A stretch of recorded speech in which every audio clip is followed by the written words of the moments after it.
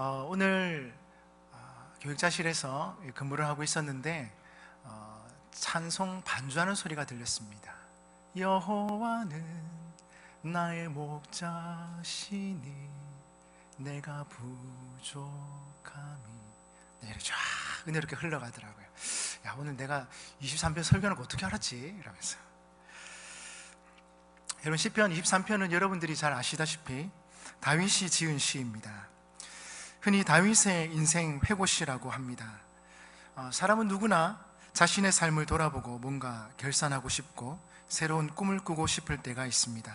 잘 되었든 못 되었든 누구나 다 지난 삶을 돌아보곤 합니다.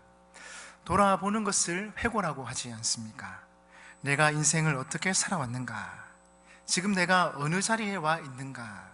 돌아보는 것입니다. 자기 인생을 노년에 돌아보며 지은 시가 바로 시편 23편입니다. 다윗이 자기 인생을 돌아보니 먼저 어린 시절의 모습이 보입니다. 아버지에게조차 인정받지 못하고 형들 존재에 가리워서 막내 아들임에도 불구하고 그렇게 사랑과 관심을 받지 못한 채 멀리 들판에서 홀로 양을 치던 목동 시절이 있었습니다. 그런데 그런 그를 하나님께서 부르셔서 왕으로 세우셨습니다. 아버지도 형들도 모두 의아해했겠지만 하나님께서 다윗을 좋아하셨고 마음에 들어 하셨기에 왕으로 세우셨습니다. 그 다음에 보니까 왕으로 지냈던 그 시절도 보입니다. 기름 부음을 받았지만 선왕으로부터 미움, 시기, 질투를 받아 쫓겨다녀야 했던 시절이 있었습니다.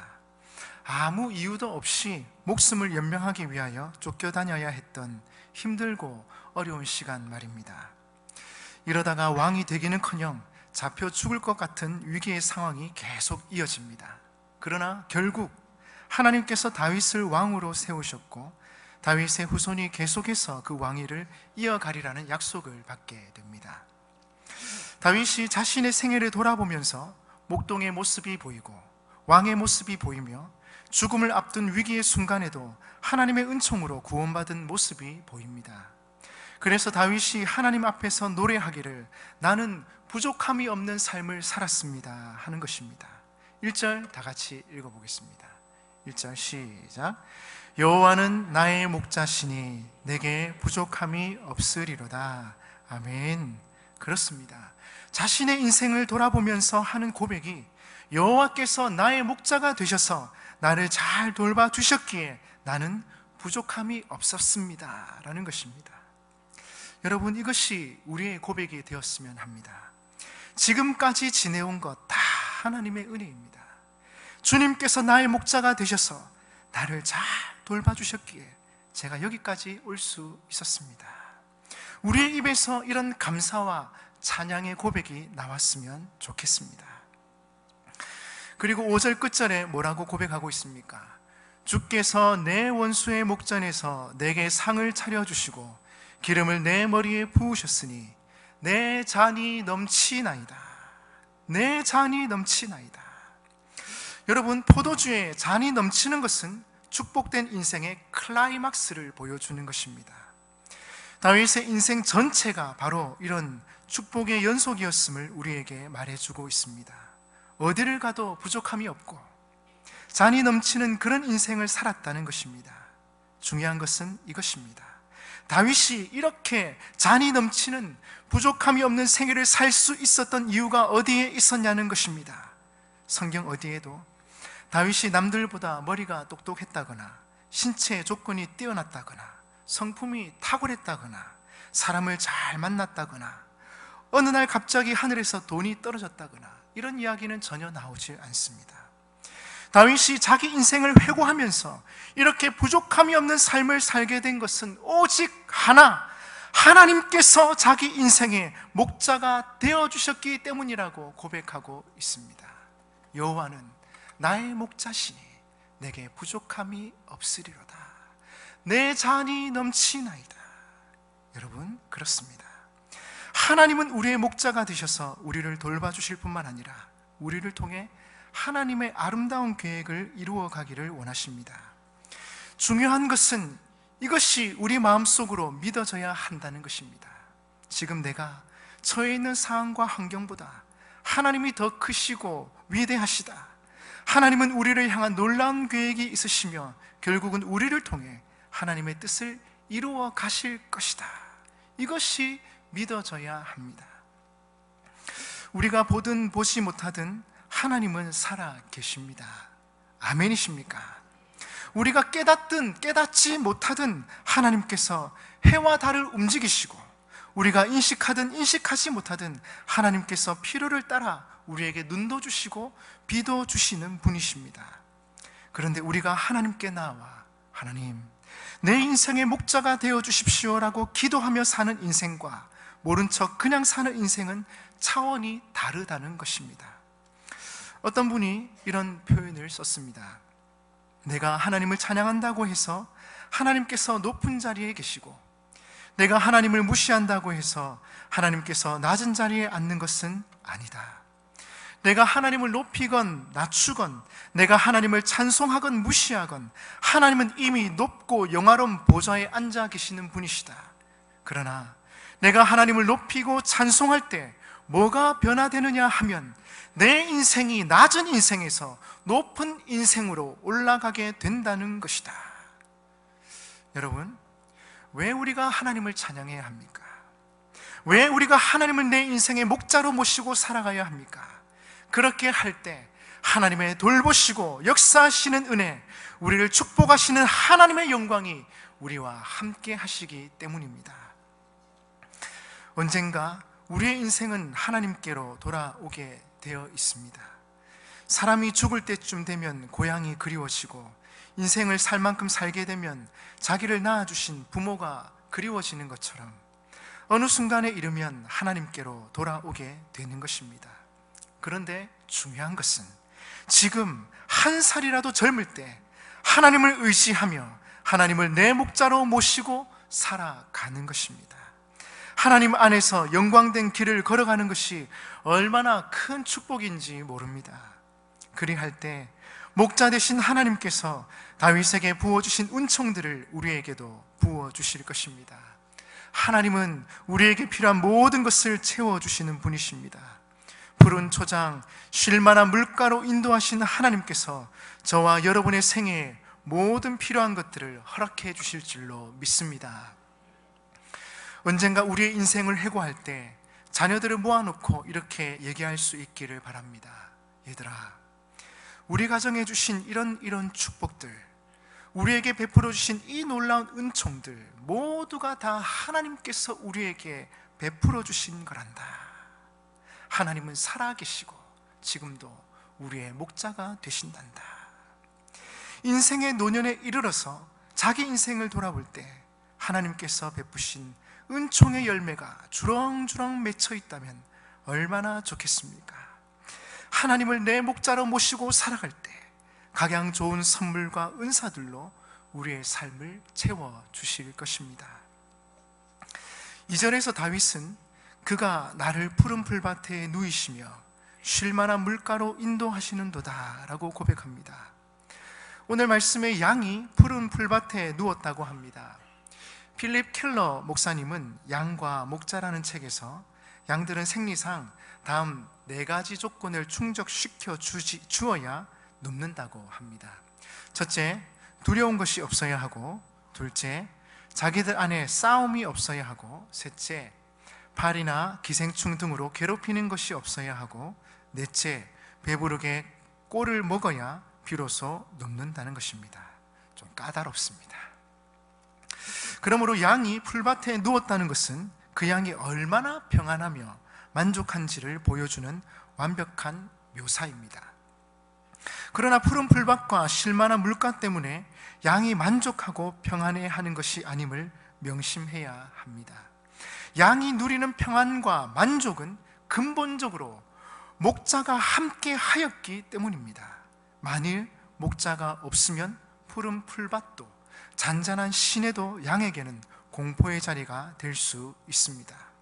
오늘 다윗의 고백은 하나님을 목자로 삼았더니 하나님께서 얼마나 완벽하게 보호하시고 인도하시고 채워주시는지를 간증하는 것입니다. 3절 끝부분에 보니 하나님은 우리를 의의 길로 인도해 주신다고 합니다. 3절 다 같이 읽어보겠습니다. 3절 시작. 의의 길로 인도하시는도다. 아멘. 얼마나 오래 사느냐보다 더 중요한 것은 얼마나 바르게 사느냐 하는 문제입니다. 얼마나 잘 사느냐 하는 것보다 더 중요한 것은 얼마나 의롭게 사느냐 하는 문제입니다.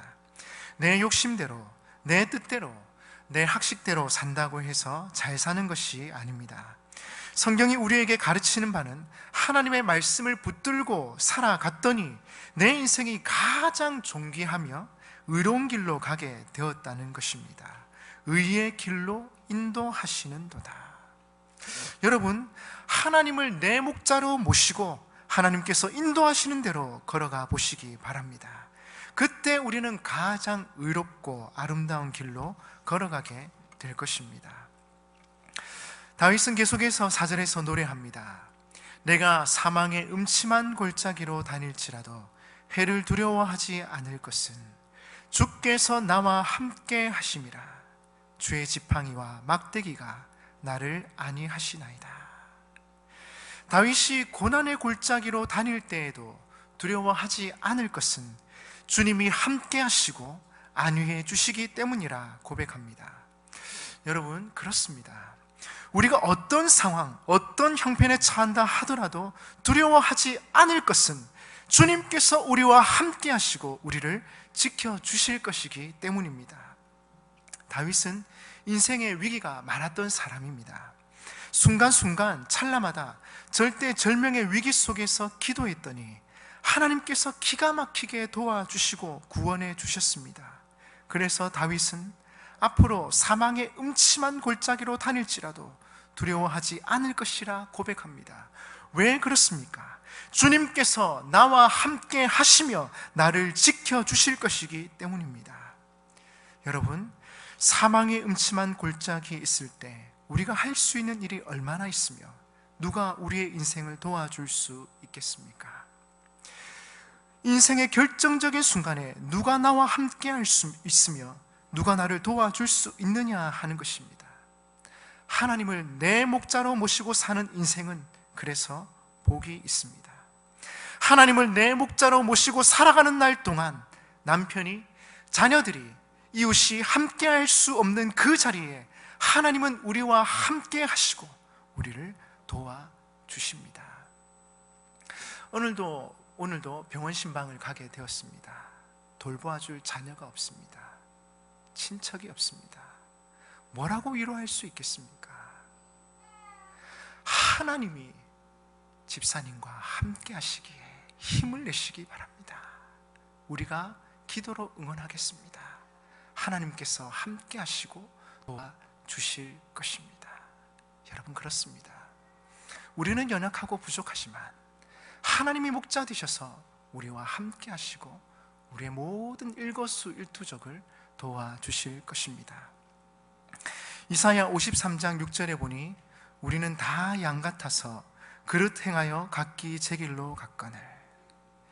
우리는 다 양 같아서 그릇 행하기도 하고 내가 가고 싶은 길로 가기도 합니다. 그런 연약한 양이기에 우리에게는 목자가 필요합니다. 그런데 우리에게 하나님과 같이 선하시고 사랑이 많으시며 의로우시고 전지전능하신 목자가 계시다는 것이 얼마나 든든한지 모릅니다. 힘들고 어려운 그 순간에 답답하고 내가 잘하고 있는 건지, 내가 잘 살고 있는 건지 의심스러울 때, 다른 이들로부터 쓴소리를 듣고 우울할 때 언제나 목자 되신 하나님 앞에 나아가면 우리를 쓰다듬어 주시고 위로해 주시며 선한 길로 인도해 주십니다. 그 주님을 나의 목자로 모시고 늘 그 주님과 동행하는 여러분 되시기를 주님의 이름으로 축복합니다. 말씀을 맺겠습니다. 여러 무리의 양떼가 섞여 있었습니다. 이 많은 양떼들이 서로 섞이지 않고 자기 목자를 잘 따라갈 수 있을까요? 그런데 이 의문은 너무도 쉽게 풀렸습니다. 양치기 한 사람이 먼저 일어나 나가면서 노래를 불렀습니다. 그러자 그 목자의 양떼들만 일어나서 그 목자를 따라가고 다른 양떼들은 그대로 남아있는 것이었습니다. 양들은 목자의 음성을 듣고 따라갑니다. 그러나 우리의 문제는 목자를 하나가 아닌 여럿을 두는 데 있는 것 같습니다. 하나님을 믿습니다. 그러나 하나님만 믿는 것이 아닙니다.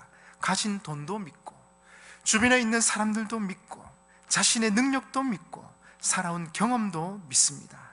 그러니 내게 부족함이 없도록 채우시는 하나님의 은혜와 역사를 경험하지 못하는 것입니다.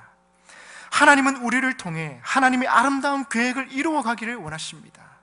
우리 안에 있는 금송아지, 우리 안에 있는 우상들을 다 버리고 하나님만을 나의 목자로 모시고 살아갈 때 하나님께서는 우리의 목자가 되셔서 우리의 주인이 되셔서 우리의 인생을 선하게 인도해 주십니다. 하나님은 우리를 푸른 초장에 누이시고 쉴만한 물가로 인도하시며 의의 길로 인도해 주십니다. 우리가 사망의 음침한 골짜기로 다닐지라도 우리와 함께 하시며 우리를 지켜주실 것입니다. 그 좋으신 하나님을 나의 목자로 모시고 살아 하나님의 위대한 은총을 누리며 나는 부족한 것이 없습니다, 내 잔이 넘칩니다 고백하는 복된 여러분 되시기를 주님의 이름으로 축복합니다. 다 같이 기도하겠습니다.